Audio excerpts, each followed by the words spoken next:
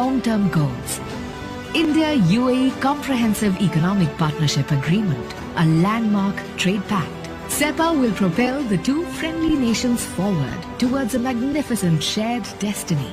CEPA can facilitate upward mobility across economic value chains and create hundreds of thousands of employment opportunities in both countries.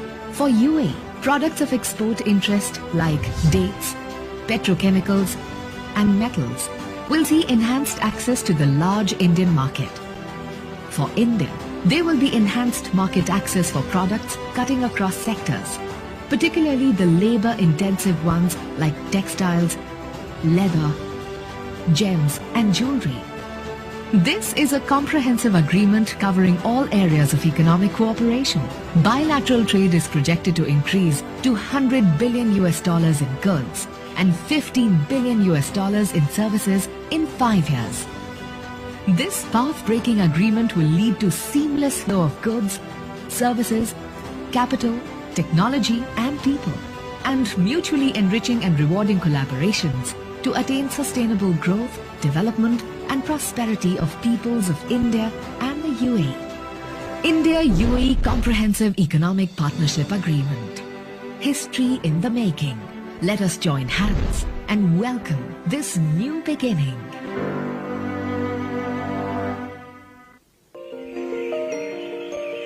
The UAE and India are embarking on a new era to strengthen ties, expand collaboration, enhance cooperation, and unleash the infinite potential both nations hold in their hands. Together, India and the UAE are gearing up to unlock new social, cultural, and economic opportunities and deliver a shared vision of future prosperity for all posterity. To write this new chapter of success, we have signed the historic India-UAE Comprehensive Economic Partnership Agreement, a paradigm shift that promises to boost trade and investment, fuel competitiveness and productivity, accelerate innovation and sustainable development. Based on transparency and trust, this transformative deal will create enormous benefits for the people of both nations. It will remove or reduce tariffs, improve market access, facilitate FDI and joint ventures, expedite the global economic recovery, and place India and the UAE at the heart of global trade. As we continue to adapt to a complex and rapidly changing world, India and the UAE understand that our greatest challenges will not be solved in isolation. Our collaboration is critical to safeguard the seamless flow of goods, services, and investments. Together, we can build a more resilient, agile, and responsive bilateral ecosystem. One that forges new pathways for aviation, hospitality, logistics, petrochemicals, and digital trade. One that harnesses the potential of future technologies. And one that lifts non-oil trade to $100 billion in 5 years. Making a sea change for trade liberalization and dynamic investment policy making.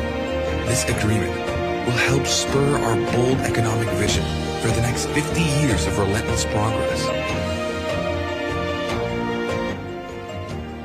The India-UAE Comprehensive Economic Partnership Agreement. Excellencies, Departments of Posts, Government of India and Emirates Post of the UAE have signed an MOU for release of a joint commemorative stamp on the occasion of the 75 years of India's independence and the UAE's year of the 50th, which marks 50 years since the founding of the Emirates. I request Honorable Prime Minister and His Highness the Crown Prince to kindly witness the release of the joint commemorative stamp.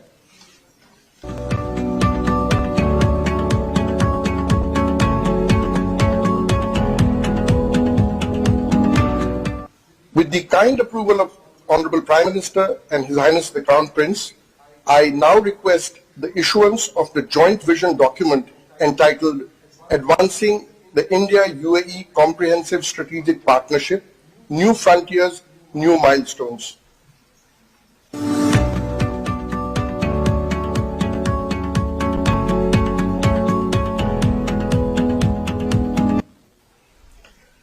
Excellencies, our two sides have also agreed on some MOUs.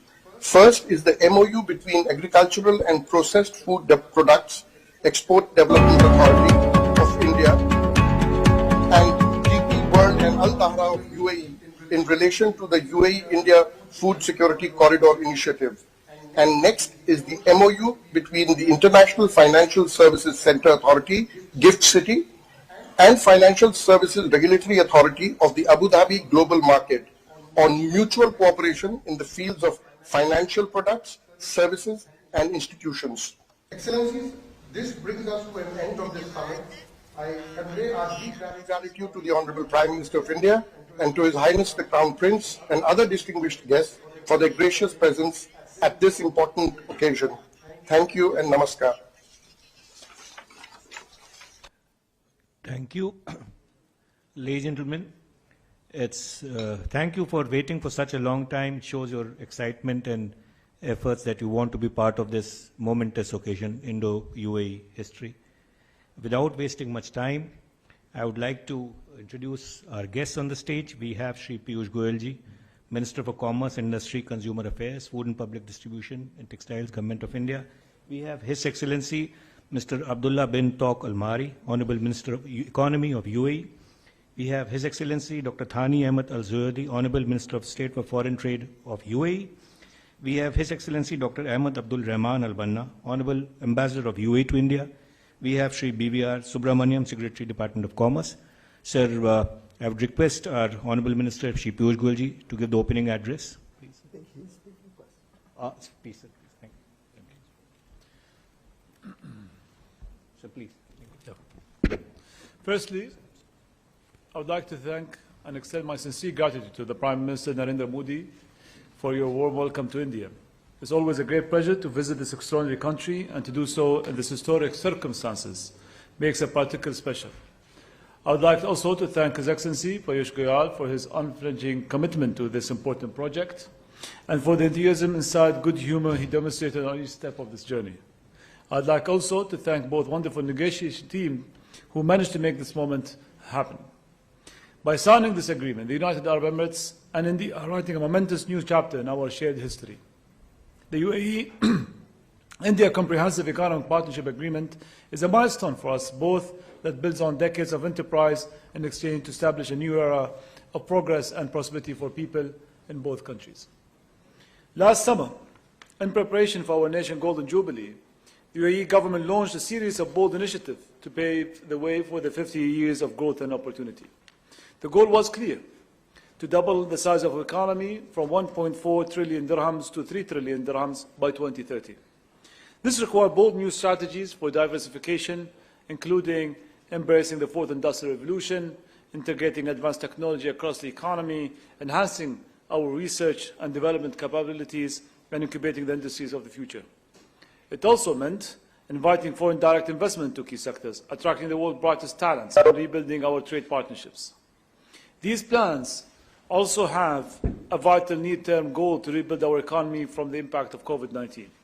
The pandemic impact on free flow of goods has impacted every aspect of economic life, from manufacture to construction, from retail to medicine. It understood the importance of our global network and need for strong, reliable, transparent supply chains. But most of all, it was a reset that challenged us to adapt a new perspective and expand our international trade ambitions. Strengthening bilateral relations with key partners around the world became a key pillar as we sought to increase trade volumes to and from UAE, enhance our status as a facilitator of global trade, and accelerate investments and joint venture opportunities. It was entirely fitting that India, one of our oldest allies, was the first country we reached out to. And it is to sign up for our long-standing economic and cultural ties, the mutual respect and trust built up over the last 50 years, that they responded so positively. The fact we were able to agree the terms of a deal of this size, scope, and importance within 5 months demonstrated the power of our shared vision. Ladies and gentlemen, I'm confident that the UAE-India Comprehensive Economic Partnership Agreement will be regarded as a towering achievement, a new era not only for our two nations, but for global trade. Our negotiation covered 18 separate chapters, and the result is a deal that will eliminate our reduced tariffs on more than 80% of goods, facilitate further investment in sectors such as hospitality, healthcare, logistics, construction, professional services, promote collaboration in key future industries such as agri-tech, food security, advanced technology, and renewable energy, provide a platform for SMEs to engage, collaborate, and expand into new markets. For the UAE, it offers our exports access to 1.4 billion people and one of the fast-growing markets in the world. For India, they will gain frictionless gateways to rapidly expand economies in the Middle East, Africa, Europe, and dynamic business-friendly platform for industries and innovators to flourish. The projections are clear.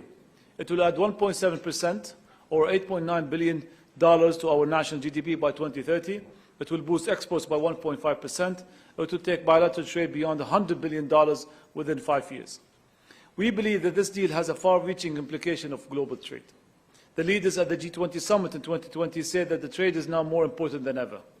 And as we emerge from the global pandemic, this CEPA will uphold our commitment to a free, fair, inclusive, and non-discriminatory, transparent, predictable, a stable trade and investment environment.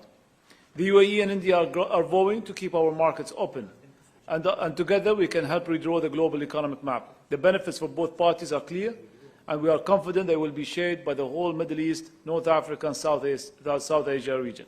Ladies and gentlemen, the UAE has turned the page on its next 50 years.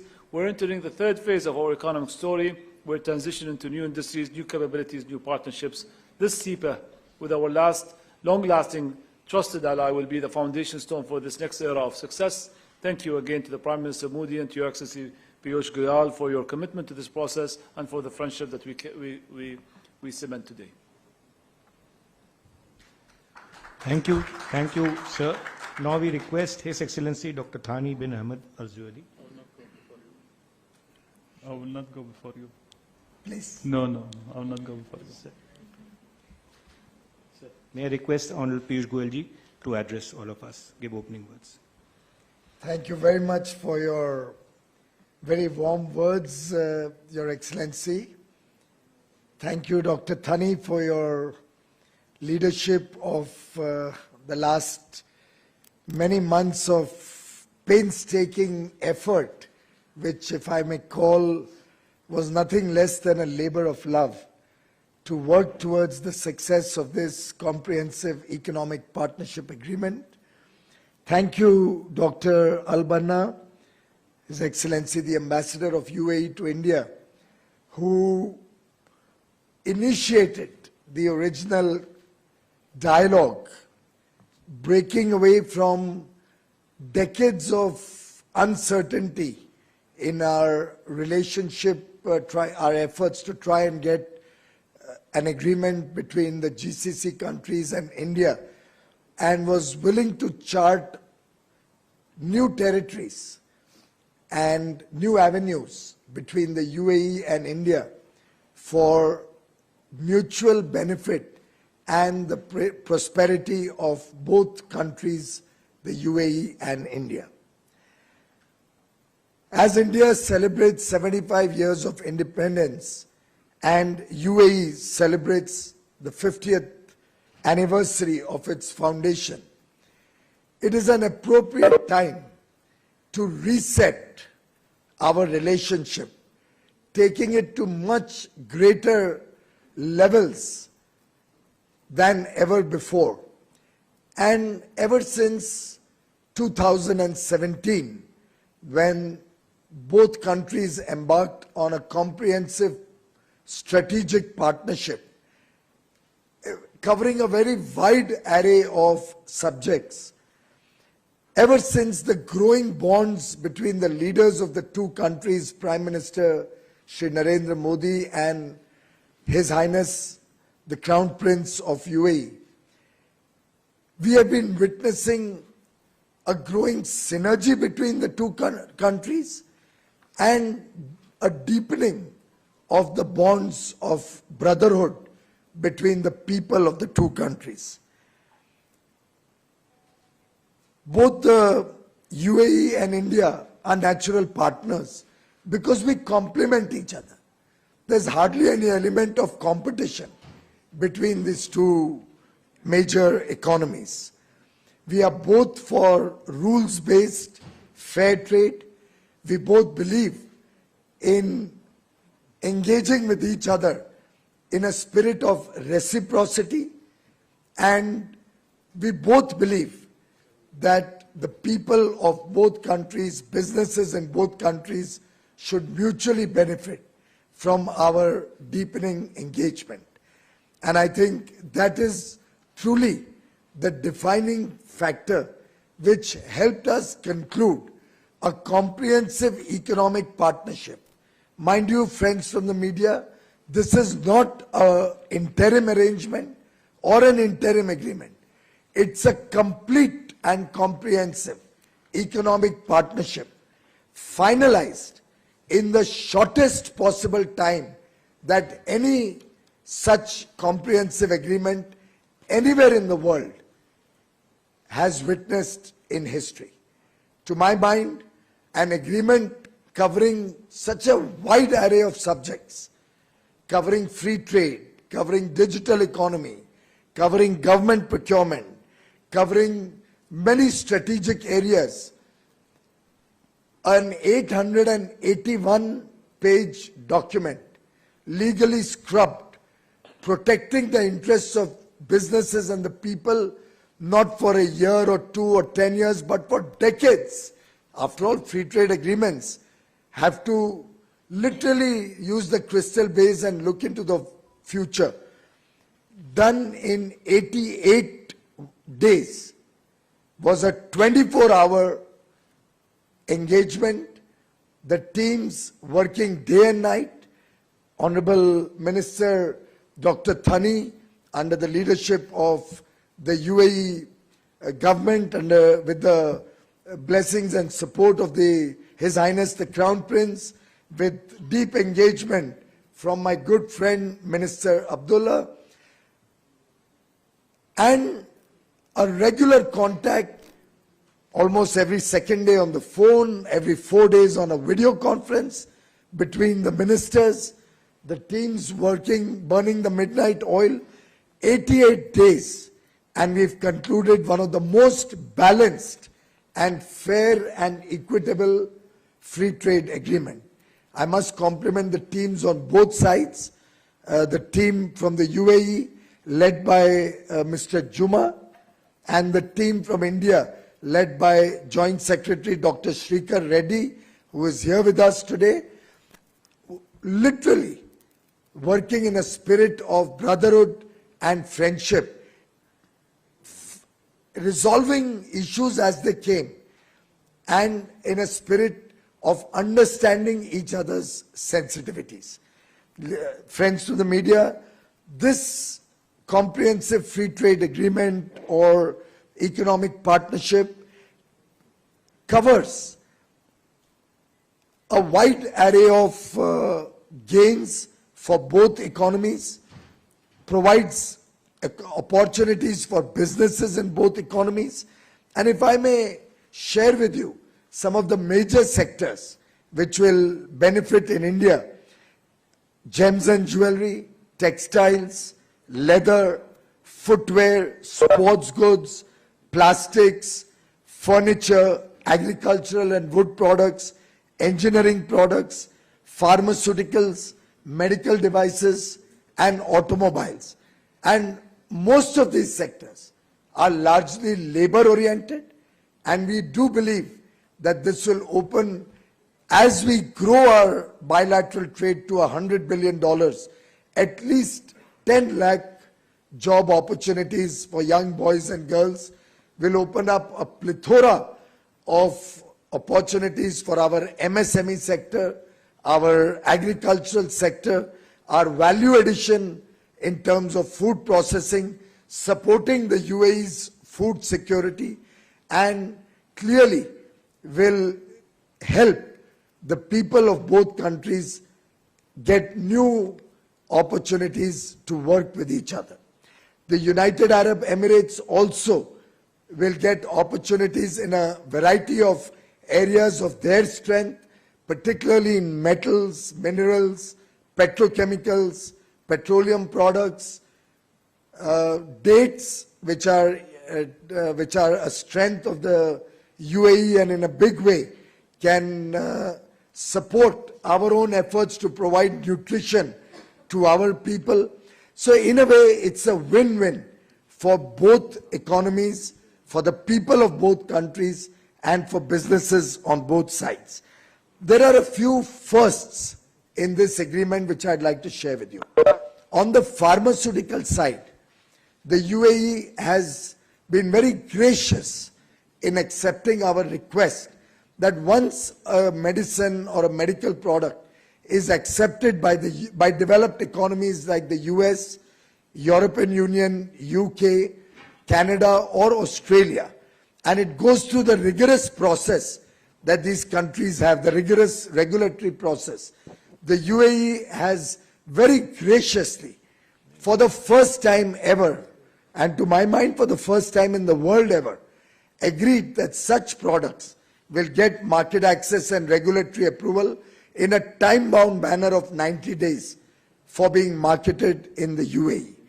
Similarly, we have had some very robust rules of origin to protect both economies from any misuse. We have brought in very robust trade remedies in our agreement, and we have also, for the first time ever, agreed that to avoid any misuse on the steel sector, melt and pour will be necessary in the respective country before it becomes categorized as a domestically produced product. This is something the steel industry has been demanding for many years, and I'm happy to share that both countries will get the benefit of the rules of origin, including melt and pour for the steel sector. This agreement also has provided a permanent safeguard mechanism which will safeguard exporters from both countries and businesses from both countries from any unnecessary or unwarranted surge in volumes of any particular product. We will also be providing a huge market access in India to a large aspirational young India wanting to get high quality goods and services. Simultaneously, the UAE being a large trading hub will open opportunities for the African continent, for Europe and other countries in the Middle East, and therefore in some sense it opens market access opportunities on both sides to very large markets. I'm also happy to share with you that this agreement rests on three pillars: the pillars of transparency, the pillars of talent, and the pillar of trust. And these are two countries whose leaders have demonstrated to the world a great strategic partnership, a great bonding of brotherhood. They in fact address each other as brothers, Prime Minister Modi and His Highness the Crown Prince.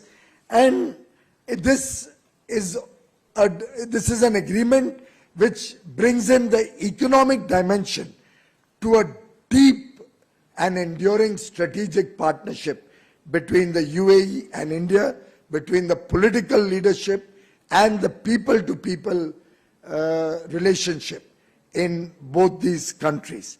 It has immense potential for further strengthening and diversifying the trade basket between the two countries, and I am sure going forward will become a template for both countries to use for other engagements.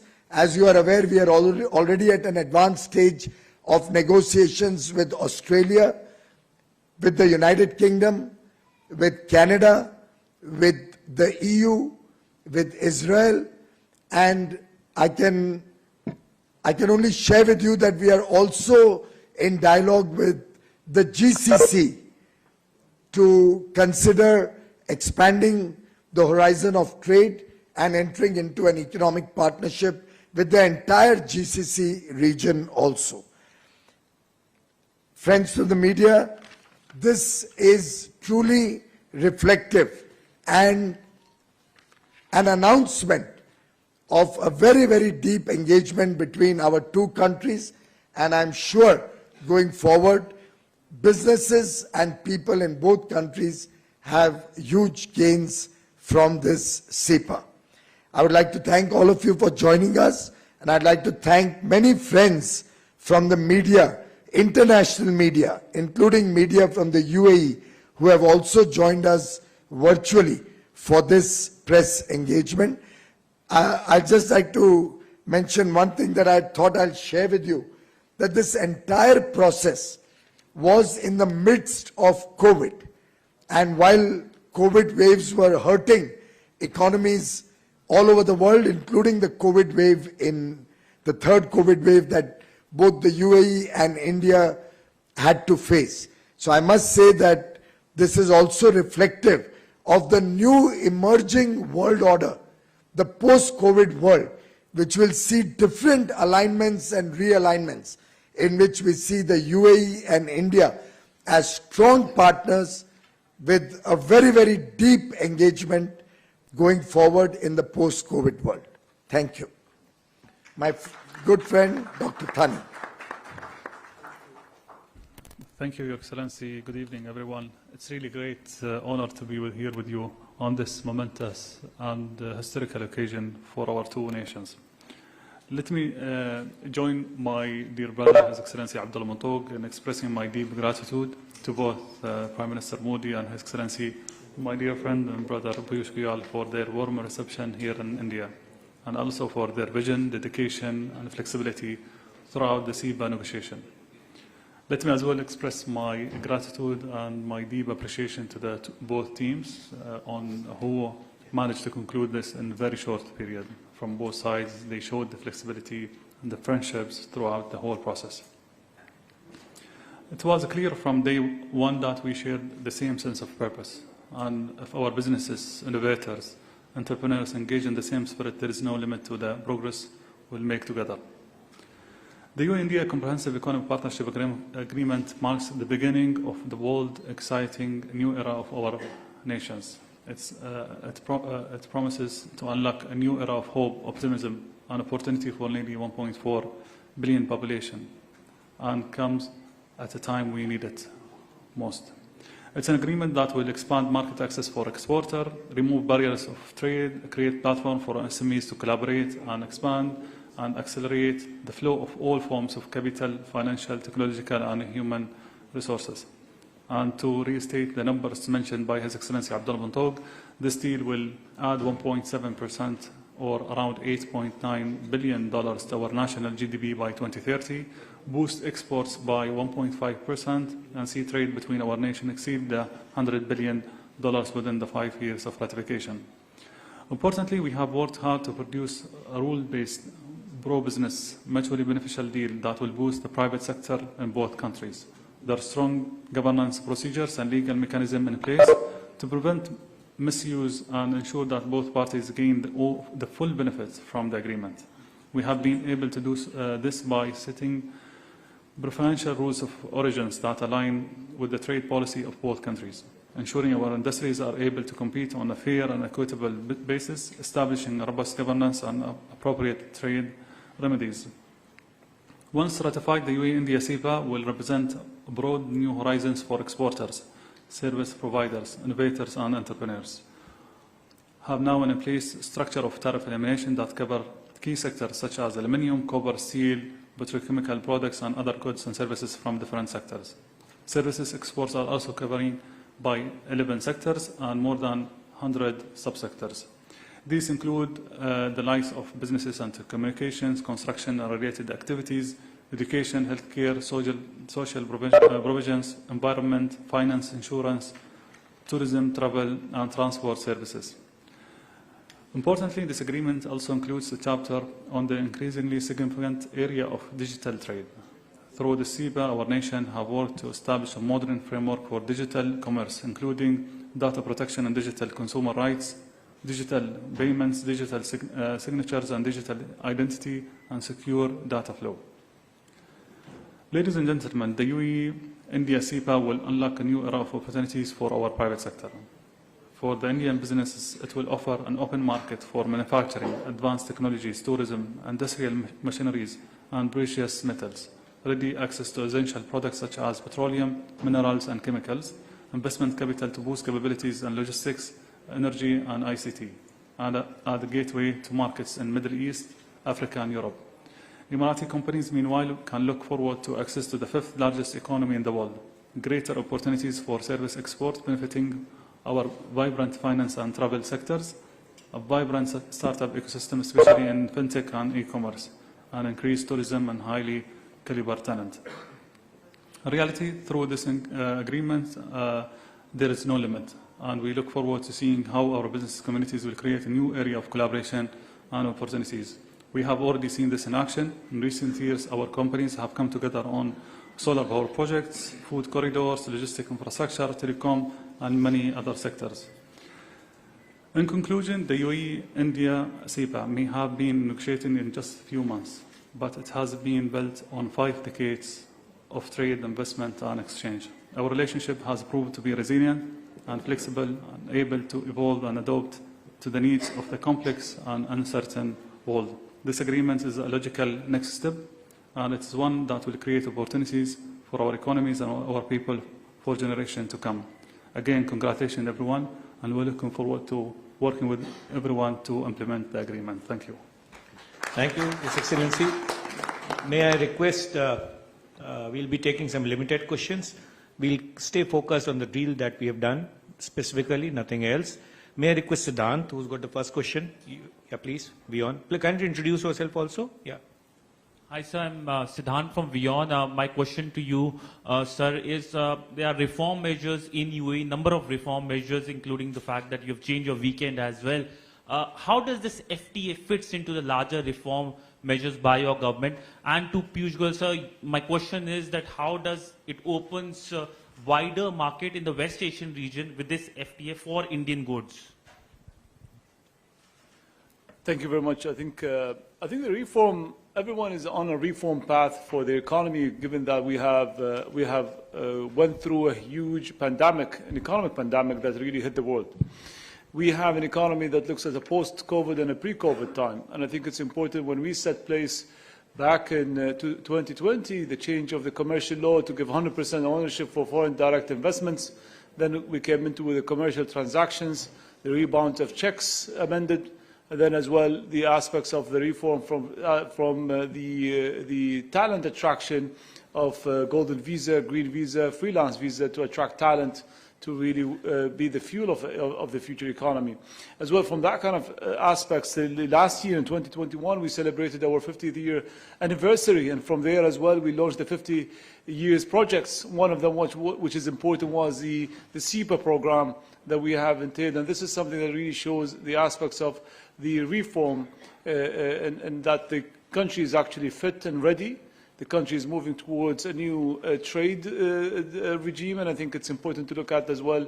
There is a huge aspects of changes that really now for investors, business people, SMEs, needs to take the place to actually start putting things into transactions, into business deals, into investments for the next couple of years.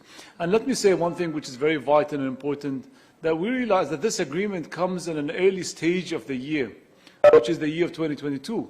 Which really gives a recovery for the economy, which gives a message as well that both nations are ready and fit for the future investments. We want the year to start off as well with great aspects of positivity during the pandemic. Thank you. Please, sir has to add. Well, I think it's very logical because the UAE has over the years built a reputation of a trading hub on which people have both the faith that it works very seamlessly, very smoothly, and it has created very strong backbone of financial systems, the port systems, the logistics chain that they have created, and therefore any such deepening of exports or relationship with UAE will certainly help us gain access to other countries in the West Asian region, in the entire African continent, some parts of Europe very closely linked with the UAE. So UAE is like a gateway for a very large region for Indian exporters. Thank you. The next question is by 63, please. Please introduce yourself. Meghna. Good evening, sir. I'm Meghna Mittal from Newsrise. Many congratulations on the FTA. I wanted to ask that under the FTA, on how many items has India reduced the tariffs, and are there also items on which we have scrapped the duty completely? Well, there are many items on which in the FTA we have been able to get concessions from the UAE, and many items where we have given concessions to the UAE, both countries ensuring to protect each other's sensitivities and areas of interest where we need to protect any domestic concerns. The agreements have been made by both countries after extensive consultations with stakeholders, that is the domestic industry on their side in UAE and our side in India, with the respective departments in both governments. And therefore I said earlier that this is a very balanced agreement. If I go into the detailing, I think almost 90% of the trade both ways, what we import from UAE and what we export to UAE, which originate in each other's countries, will get significant benefits from this agreement. And obviously the advantage of UAE is that we don't have much where we are competing with each other. We complement each other. If you will see the trade basket, products that we get from the UAE are products that are good for Indian industry and Indian economy. Very often there are raw materials, very often there are intermediate goods, products which power our energy sector. And similarly, we provide many products to UAE which help their economy grow better and faster. For example, food security. And that's the strength of this partnership. Two sets of businesses and people who support each other.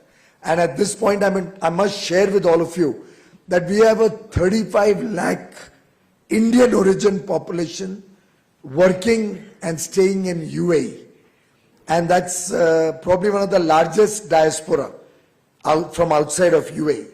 And throughout the COVID period, the last 2 years, UAE is one country with such a large population, which looked after every Indian as if they were their own citizens. They got very fair treatment. They were looked after by the UAE government and businesses in UAE as a part of their family. And not once did India receive a request from anybody in UAE that they want to come back home or that they want to be extradited or brought back to India. And that is something for which all of us in India, not only the government, but I think 130 crore Indians are grateful to the UAE. And I think that is reflective of the strong bonds that we have, and that has actually reinforced our mutual commitment to each other. Number 81. I'd just like to add a point to what Minister Saab has said. And I think this is something which you need to go through the agreement in detail. But just to give an example, we've given tariff concession to UAE on gold, and they've eliminated tariffs on jewelry. So you can understand what that dynamic means. Look at the employment it creates here, look at the trade that is created there. So you can go through sector after sector and you will see that this is a very mutually beneficial agreement. Thank you. Nivedita, please. After that, Abhishek will come to you. Then yours. Good evening and congratulations to both the sides. I'm Nivedita from ANI. Can you remove the mask at least till you ask a question? I'm Nivedita from ANI. Congratulations to both the sides for this FTA. Two questions, sir. When will the CEPA come into effect? And secondly, as we're talking about Atmanirbhar Bharat, how does this comprehensive economic agreement, boost manufacturing and, the other aspects of Atmanirbhar Bharat? Well, there are certain formalities on the UAE side. They have to take this to the cabinet and do the necessary government formalities before this can come into effect. But broadly, we have agreed that this process should take about 60 days or thereabouts. So we do believe that We are looking for something like a Labor Day or a first week of May kind of timeline where the SEPA will come into effect. I have also invited both the Honorable Ministers, Excellencies, to India in the first week of May, when we propose to have a series of business roundtables and business engagements in different cities in India to take this FTA to the people and see how our businesses can engage with each other much more. In terms of Atmanirbhar Bharat, I am on record on more than one occasion that when we talk of Atmanirbhar Bharat, a self-reliant India, we are talking not of closing India's doors, but actually opening India's doors wider for greater international engagement. India believes that in this globalized world, interconnected world, every country has certain competitive strengths, areas where they are on a comparative basis the better source of goods and services. And therefore, Atmanirbhar Bharat will result in growth in the Indian economy, will provide opportunities for lakhs and crores of our young brothers and sisters, will open new economic avenues. Only when we engage with different countries, we take products where they have the competitive edge from there to India, which will support the Indian economy and Indian ecosystem to also expand and in a competitive way provide goods and services to the world market. Let me give you one example, a concrete example. When we look at petrochemical goods that we hope to receive from the UAE at a cost competitive price, it will support our plastic industry in a big way. Plastic industry is a job generating sector, lakhs and lakhs of people. And to my mind, plastic industry alone, if it becomes competitive, we add investments, we add technology upgradation, we have the potential to add probably 30-40 lakh jobs alone in the plastic industry, which will not only support our exports to UAE, but to all other parts of the world where we are looking at deepening our exports. This year we have seen exports rise to unprecedented and historic high of $400 billion on goods. On services also an all-time historical record of over $240 billion. So this is India's time. It is a moment that we have to seize opportunities. And Atmanirbhar Bharat is about seizing that opportunity, providing employment and jobs and business growth to India, providing our young startups with new opportunities, and engaging with the world from a position of strength. Thank you. Thank you. I think next question we'll take from a guest who have joined us online. Simon Kerr, can you hear me? Yes, good evening. Thank you very much. And congratulations. Kindly introduce yourself, please. Thank you. Yeah. Simeon Kerr from the Financial Times in Ras Al Khaimah. Thanks very much for taking the question, and congratulations. You outlined that 80% of tariffs on goods had been removed. Could you please identify the 20% of products and services that have not seen tariffs removed? Thank you very much. Well, I think there are a few products which are sensitive to both countries respectively, which have been kept out. Some of them are in the excluded list. Some of them will get tariff concessions over a period of time, which is a natural process in any such economic partnership. The details of that would be released in due course. But I can only assure you that this is an agreement which has come out of extensive stakeholder consultations, both in the UAE and India.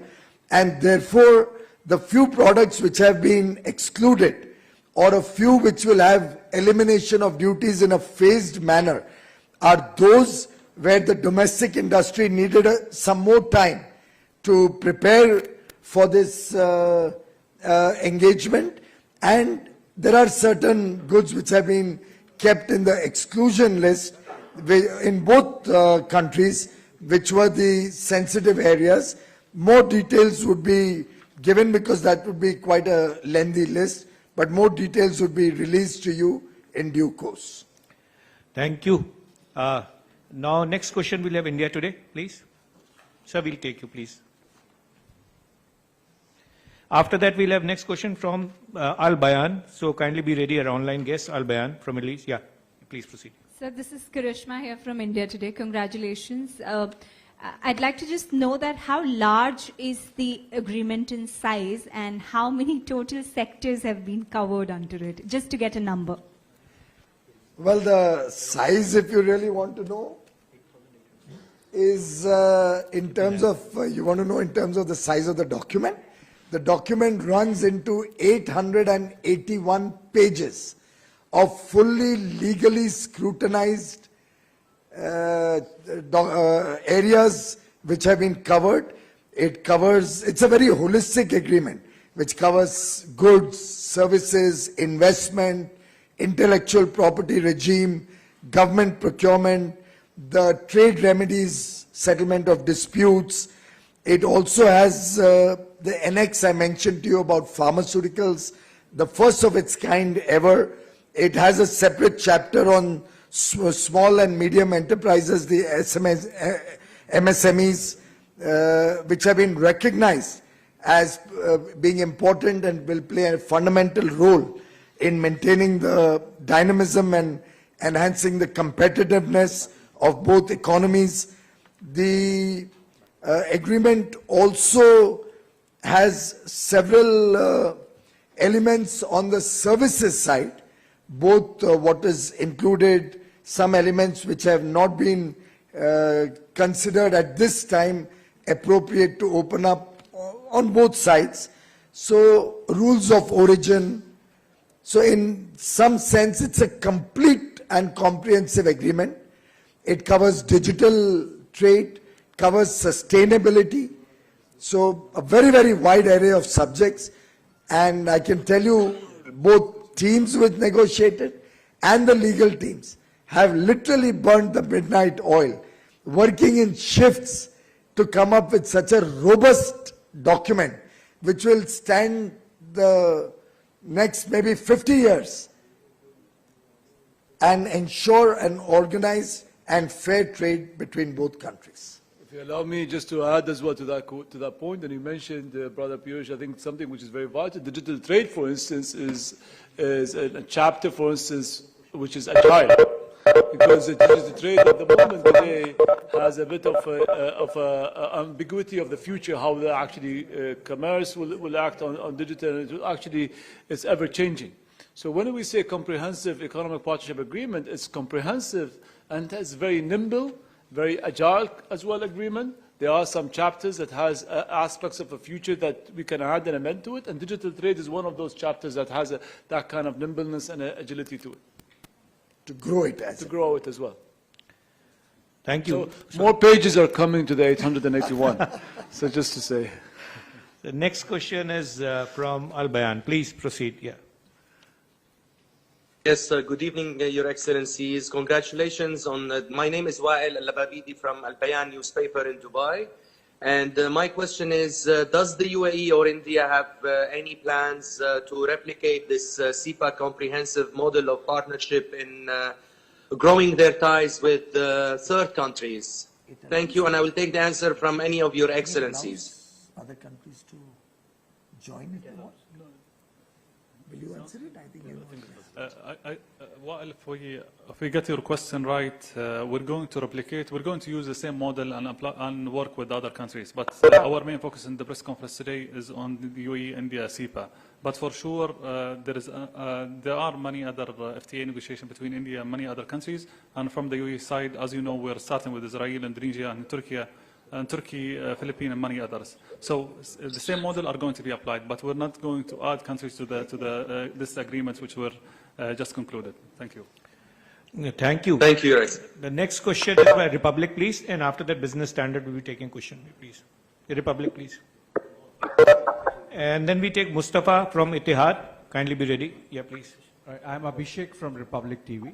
My question for the UAE side, this figure of $100 billion, which is aimed at, is it separate from the earlier discussions or announcement that we had about the Abu Dhabi Investment Fund investments coming to India? Also, because Prime Minister mentioned UAE investments in Kashmir, what kind of numbers we are looking at? To the Indian side, because the Commerce Secretary mentioned about the gold duties, what's going to be the consequences for the off-books passage of gold, which is sometimes euphemistically called smuggling? Well, I'll take the first part, if you allow me, Excellency. Yes. Yeah, please. I'll take the first part. On the 100 billion trade volume, this is a bilateral trade volume. It is totally different than the investment number which has been announced 3 years ago, the $75 billion. That is that is in progress. There's so many visibility studies and discussion between our sovereign wealth funds and investors. And from the numbers which was announced based on SIBA, this is basically about the flow on the trade and services and goods between both countries. That's totally two separate things. But since the issue of Jammu Kashmir came up, I was witness to the MOU that DP World signed with the Lieutenant Governor, Mr. Manoj Sinha, to set up a logistics hub in the Kashmir Valley. The MR Group of Dubai in the UAE is also looking at a very large complex of 5 lakh square feet being set up in Jammu Kashmir, amongst others. There's a lot of interest for food processing to come in. So there is an investment interest which is far exceeding our original expectations in Jammu and Kashmir, particularly from UAE, also from, as I said earlier, to some of the media which had asked me, from other parts of the world, and from Indian investors. If you allow me, Excellency, to add here, on Jammu and Kashmir, we had the leaders a few weeks ago visiting us in the UAE. Yes, the announcement with DB World was done during the visit, and Umar has been in discussion with the colleagues there. But there are some other plans as well, or studies and discussion on food security, food processing, food parks, investment in agriculture.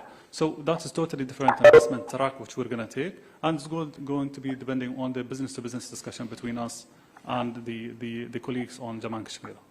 Thank you so much. But final question, the consequences for gold smuggling with the duty removal. Yeah, I don't think I'll take that one. I'll take that one. It has no relevance. I don't think that is relevant. The jewelry is an integral part of our trade between UAE and India, and smuggling has nothing to do with this. That is a totally different process. We're having our own standards, we're applying it, and we're going to continue on that path. But whatever is coming here is going through the whole process on customs and the legalities process agreed between both of us. It's 20% from both sides when it comes to jewelries is the contribution of jewelries, and I'm sure it's going to be always an integral part of our trade between both nations. Thank you. Next question is from Mustafa, and after that, Express. Possibly that will be the second last question. We're running against time. Thank you, Mustafa. Please. Introduce yourself. Yeah, please. Congratulations for the signing of this agreement. My question on the FDI front, how can this agreement can encourage or the speed of the flow for FDI between both countries? It's the same issue that was asked earlier. You probably missed the response. This is a agreement which deals with goods and services. On investment, His Highness the Crown Prince and Prime Minister Modi have had several engagements. The investing companies from UAE like ADIA and other 100% government-owned funds have been given a zero income tax benefit to when they invest in India, and very aggressive plans are there for which we have a separate track. I had a meeting with my counterpart on investments through the high level, Sheikh Hamid, with Sheikh Hamid in UAE. We have a high level task force on investments where we discuss the investment plans going up to about $75 billion from UAE to India. Thank you, Mustafa. Indian Express, possibly. Congratulations to both sides on the agreement. This is Karanjit Singh from the Indian Express. I had a question on mutual recognition of professional qualifications. Is there any movement on that in the agreement? And was there any discussions on air service agreements also, as I think Mr. Banna had also mentioned recently? That is handled separately. Mutual recognition is something that professional bodies have to study each other's systems and come up with mutual recognition. But in principle, we have had discussions that we must encourage on both sides mutual recognition for bodies where we have very robust regulatory mechanisms. And I think the UAE has been very gracious in the annex on pharmaceuticals. And it's a good beginning for the future. I think the aviation part is as well, like said, mentioned, it's handled on a different air traffic agreement that will take on a different part. But I think with this, SEPA has really put a ground for the relationship between UAE and India to really go forward. Like said, we are in the beginning of 2022. We want to see COVID-19 to go away, economy to opens up, trade and investments to come in, and you cannot do it without connectivity of airlines together and between both cities. I can add, look at the strengths of the UAE, what they've been able to create in terms of world-class infrastructure, how they've been able to promote tourism and their aviation sector. So I think India values and welcomes both investments and greater cooperation with the UAE in these sectors, and the respective ministries actually were in a very advanced stage of a dialogue, for example, on aviation. But COVID hit us 2 years ago, and that has affected international aviation work. Though we have continued to work with each other through the air bubble, but I think in the post-COVID world, we'll look at much more aggressive growth in our engagement on the aviation side. Possibly we'll take the last question from Hamad, who's just online from UAE. It's Hamad. Yeah, please, Hamad. Yeah, please, Hamad. Yeah. Assalamu alaikum. Hamid Ra'a from Abu Dhabi TV. I will ask my questions in English regarding the exchange trade between the United Arab Emirates and India in 2021, around $45 billion. It's around 164 billion dirhams. What's your expectation the next 5 years about the trade exchange between the United Arab Emirates and India? Thank you. Well, this agreement will be a win-win for both countries. Even currently, we have a very balanced trade between the two countries, but very clearly we can see this growing very rapidly, and our expectation is that in the next 5 years, we'll see it grow to about $100 billion on goods, on merchandise trade. Thank you. Thank you very much. Ladies and gentlemen, that brings to an end to this press conference. Thank you, Excellencies, for joining us. And thank you, sir, for joining us. For the media persons, two announcements. There will be an online press